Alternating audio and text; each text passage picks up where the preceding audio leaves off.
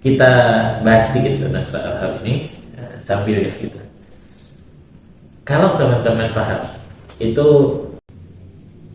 ini uniknya Al-Quran gitu. Surat Al-Ahzab ya kan menyatakan surat Al-Ahzab turun ketika Abu Lahab masih hidup atau sudah mati? Masih hidup ya. Dan di surat ini menyatakan bahwa Abu Lahab dan istrinya pasti masuk neraka. Benar?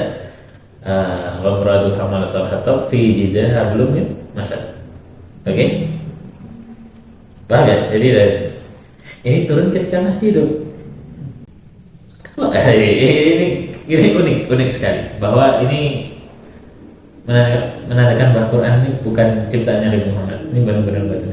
Kalau Abu Lahab pengen membuktikan bahwa Al-Quran itu salah, caranya gampang. Apa kira-kira jadi? Dia masuk Islam. Ya. Karena enggak dong masuk Islam, masuk surga dong berarti. Ini salah dong ya. Oke.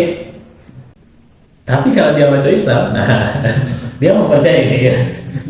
Pada akhirnya dan benar bahwa Allah sudah mengatakan bahwa kenapa dalam kutip bukan berani Allah menurunkan itu dan pede dengan surat ini. Rasul juga pede dengan surat ini bahwa yakin gitu sampai akhir hayatnya. Ia jauh mana gitu ya. Ini orang ini makhluk satu ini dan istrinya nggak akan pernah beriman. Sebenarnya kalau coba Islam, enggak dong, kamu salah. Tuh Quran salah, saya masuk Islam. Tapi kalau dia masuk Islam, Qurannya jadi benar ya, bingung ya. Itu kalau main gelut itu mah udah dikuncinya double. Nah, satu surat ini dia sudah membuktikan bahwa ini kemukjizatannya Al-Quran, kedahsyatannya Al-Quran di situ. Orangnya masih ada, sudah kalau diprediksi dan prediksi itu 100% benar. Enggak 99 lagi, 100% benar. Saya ada meskipun jarang dibaca surat ini, ada beberapa orang enggak sungkan karena Nabi Muhammad ada yang begitu, tapi seru aja sih gitu. Nanti teman-teman akan tahu. Kita baca Quran dan disunahkan ada kita baca Quran itu kalau ya ayat-ayat tentang azab bersedih memohon perlindungan, kalau ayat-ayat apa tentang surga berharap itu. Tapi nah dengan belajar sirah itu mungkin ya teman-teman akan nemu ayat-ayat yang bikin teman-teman ketawa gitu. Nah, ada nanti gitu. Karena ya lucu aja gitu, ternyata sejarah itu biasa saja. Nomor 4, tentu di usia ini beliau sudah bekerja ya, produktif. Apa pekerjaan Rasul ketika usia ini? Menggembala kambing. Baik, memang.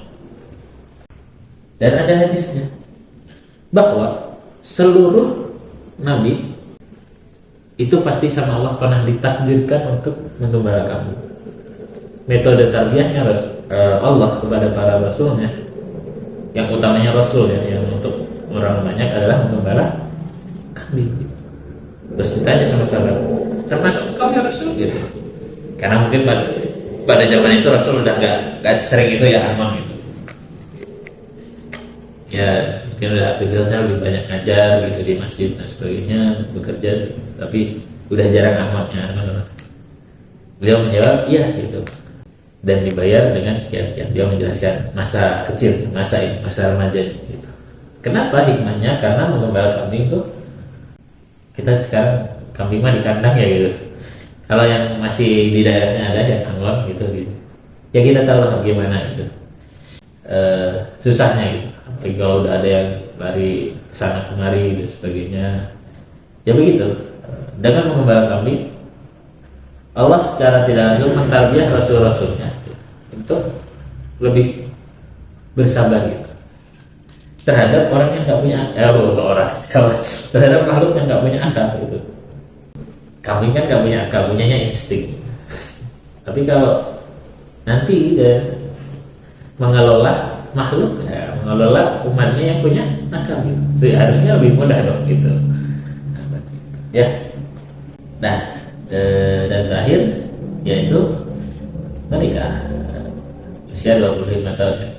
Menikah dengan Khadijah pada usia 25 tahun Hijriah ya gitu.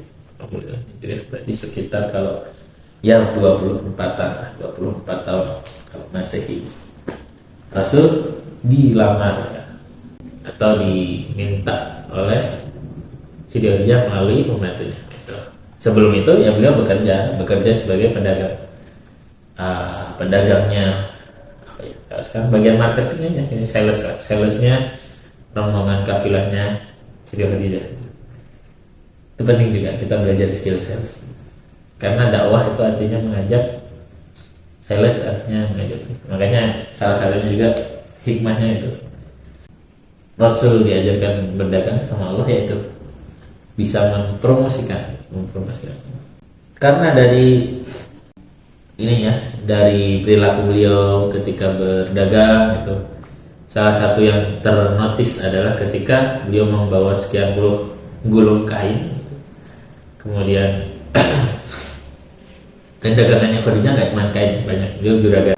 Rasul bawa ada satu yang cacat gitu, satu yang cacat, kemudian disampaikan gitu. Nah, ini kayaknya cacat dan sebagainya, bahwa walaupun dengan potensi rugi, yang akhirnya menjadikan Rasul ini dinotis, diperhatikan oleh tadi pembantunya Khadijah, namanya Maisarah, cowok ya, teman dagangnya beliau itu Maisarah, kemudian dilaporkan. Setelah sekian lama, akhirnya Siti Khadijah tertarik, dan bukan cuma tentang itu. Entah, saya lupa, saya udah pernah cerita atau belum, bahwa Siti Khadijah itu terkait pernikahannya ini memang sudah mempersiapkan. Pernah dengar atau belum? Allah. Tapi Siti Khadijah ini memang sudah belajar. Paman beliau, masih ingat paman beliau yang Nasrani, Umar bin Khattab, ya bisa kita pendeta itu ya, orang yang mempelajari kitab-kitab Yunani. Dan beliau Siti Khadijah ini di zaman pra-kenabian, sebelum kenabian, memang sering ngaji kan itu ke orang-orang tadi ahlul kitab. Untuk apa? Dia ingin tahu, oh Rasul, oh tanda-tanda Rasul sebenarnya. Akhirnya tahu bahwa dengan apalagi jadi karyawannya gitu, kemudian oh begini, oh kayaknya bener ini nih gitu. Dia udah punya suami sebelumnya, meninggal suaminya. Kemudian setelah beliau menyandar beberapa lama, kemudian mengutus Maisarah tadi pembantunya untuk menanyakan kepada Rasul apakah berkenan gitu untuk menikahi beliau. Long story short, nah akhirnya menikah gitu. Maharnya saya lupa maharnya berapa, tapi banyak lah. Katanya beberapa yang rajin mendapatkan sekitar sekian M, sekian ekor unta merah gitu di usia sekian. Tapi itu bukan jadi dalil harus segitu, enggak. Cuman bahwa beliau produktif, intinya itu. Kata kuncinya bukan nominalnya, tapi bahwa produktivitas yang beliau ajarkan ketika muda, bahwa beliau pemuda yang berpengaruh di tempatnya, sampai tadi dapat gelar Al-Amin, sampai dipercaya di usia mudanya untuk menjadi penyelesai konflik gitu. Itu yang harus kita tanamkan. Sisanya itu mah takdirnya dari Allah, urusannya Allah. Yang penting usaha kita sebagaimana, hasilnya bagian Allah. Innallaha la yukhliful mi'ad. Allah nggak pernah mengingkari janji. Allah nggak pernah mengingkari janjinya. Yang namanya orang usaha pasti akan dibalas. Tinggal bentuk balasannya aja bagaimana, ya gitu. Untuk usia 15 sampai 20 tahun ada gitu hal-hal yang lain, tapi yang menjadi pokok-pokok kira-kira ini. Nanti justru yang akan kita detailkan ketika sudah masa mendekati dan setelah kenabian, karena itu hubungannya nanti dengan beberapa dalil, dengan beberapa